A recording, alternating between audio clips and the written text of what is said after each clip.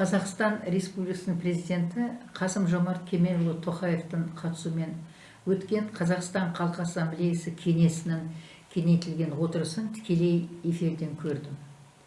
Меніңше, еліміздің қоғамдық саяси өмірінде бұл бүгінгі күннің ерекше оқиғасы болды.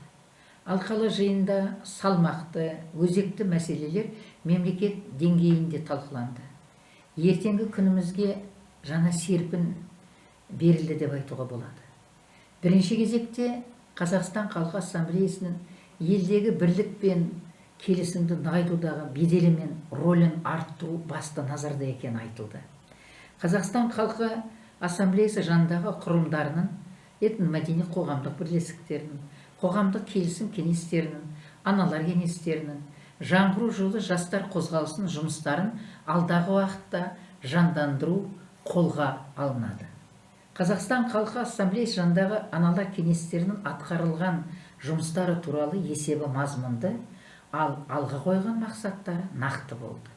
Ана ұрпақ тәрбиешісі, ұлттың ұяты, қоғамның қозғаушы күші. Отан отбасынан басталады.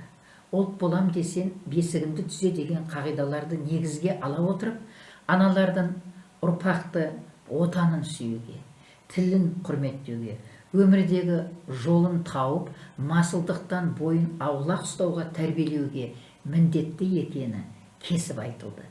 Осы ретте біз сыр елінің аналары мемлекеттік басшысының кеңейтілген кеңесте берген тапсырмаларын іске асыруға барлық күш-жігерімізді аямай атсалысамыз.